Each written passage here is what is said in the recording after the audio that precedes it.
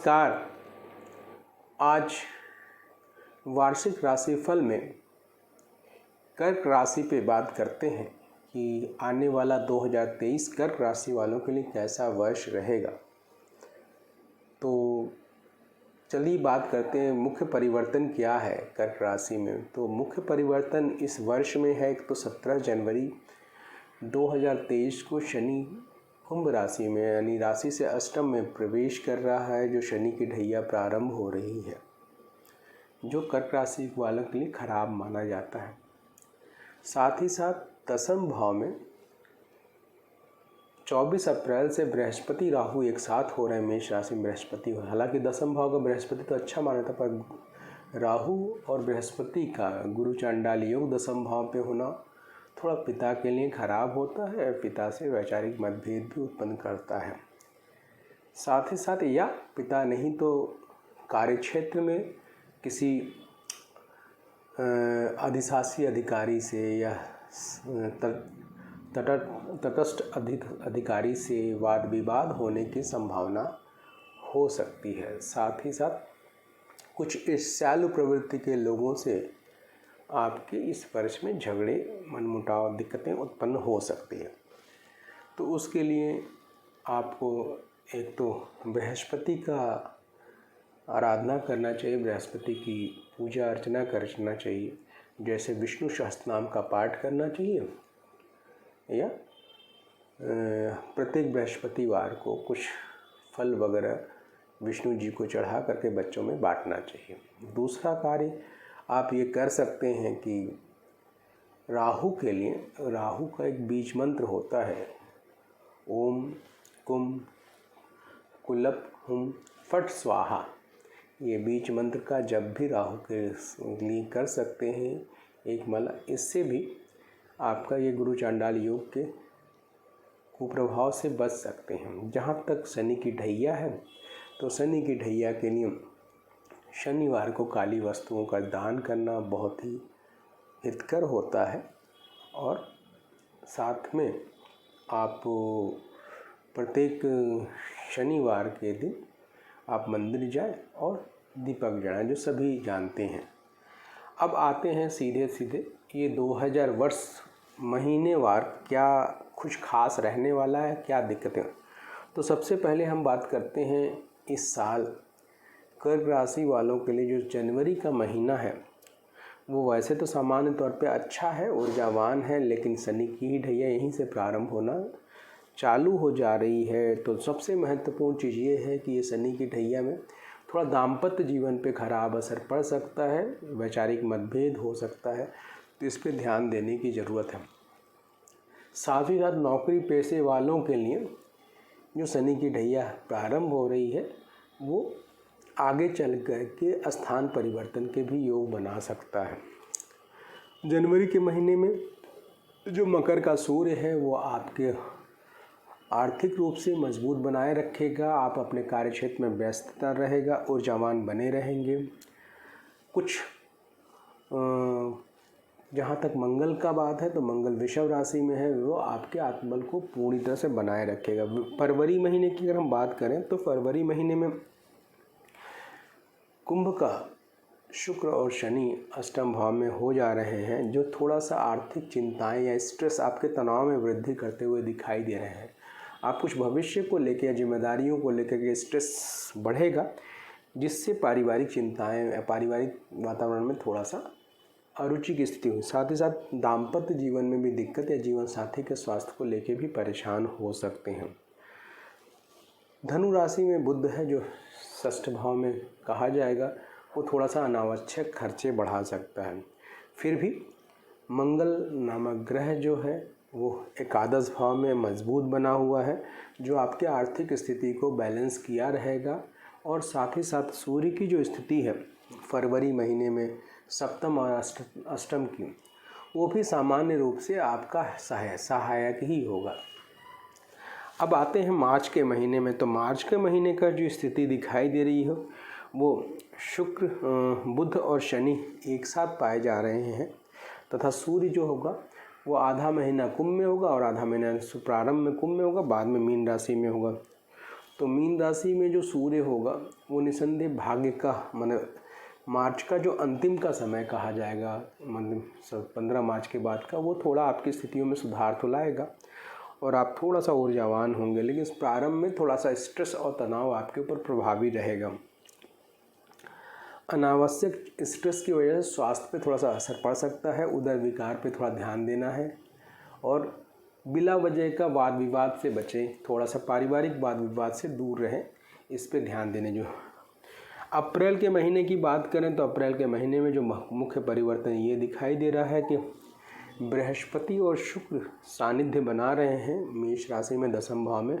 ये अच्छा सानिध्य है जो आपके आर्थिक दृष्टिकोण से अच्छा लाभ दिखाई दे रहा है, प्रगति की तरफ बढ़ रहे हैं, कुछ कार्यक्षेत्र में आपकी अच्छी स्थिति बनती हुई दिखाई दे रही है। द्वादश मंगल थोड़ा सा ये चिंता जरूर देगा कि भविष्य की स्ट्रेस आपके ऊपर प्रभावी रहेगा कि कैसे मैनेज करें कुछ खर्चों को लेकर, जिम्मेदारियों को लेकर के, लेकिन साथ ही साथ आप समुचित लाभ के योग भी बन रहे हैं, समुचित साधन योग भी बन रहे हैं।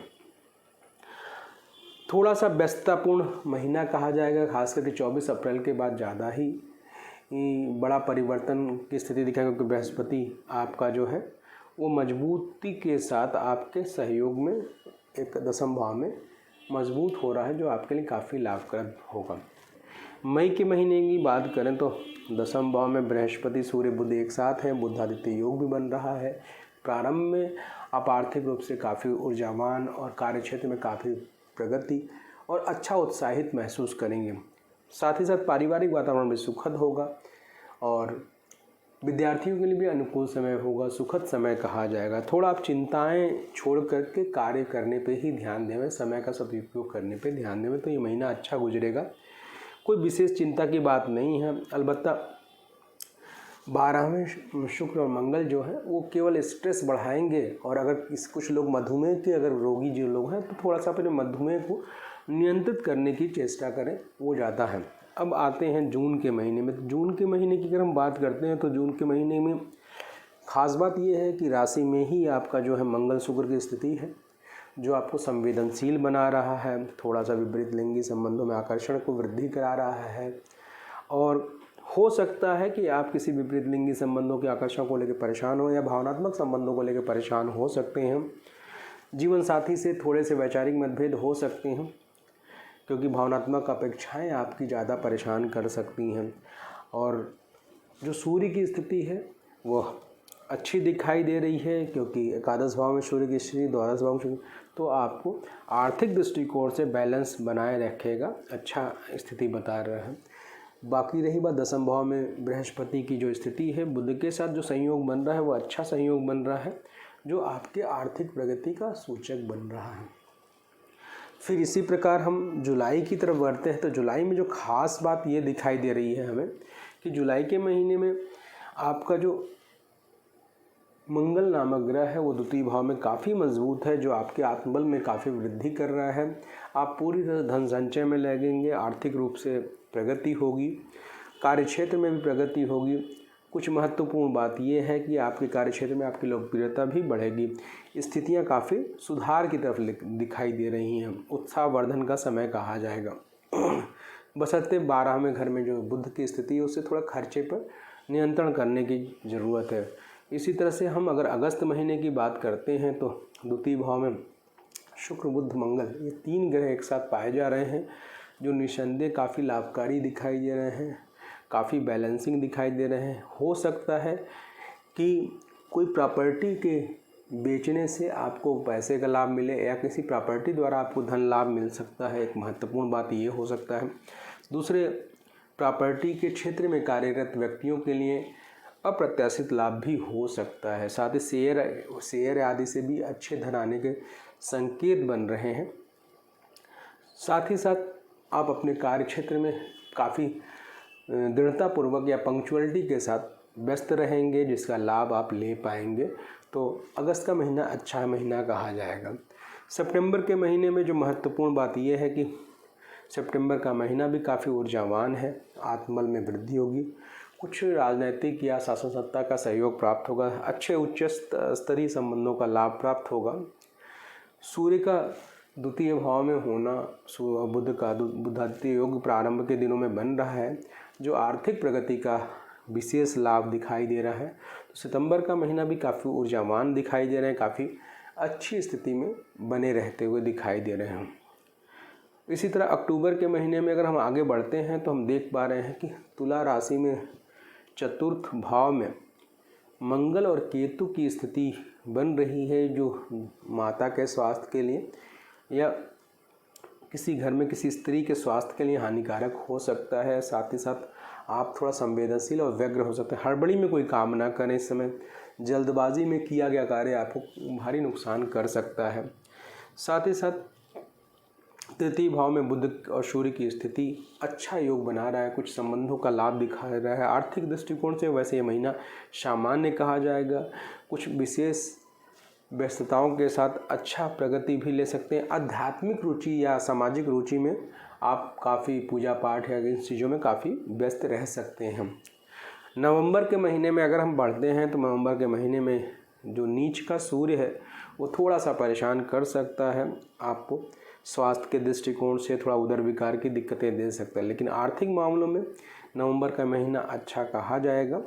हाँ, किसी से पारिवारिक किसी निकट संबंधी भाई या किसी दोस्त या किसी से झगड़ा या तनाव होने की संभावना है, तो क्रोध पर नियंत्रण करने की ज़रूरत है और आवेश में कोई गलती ना करें।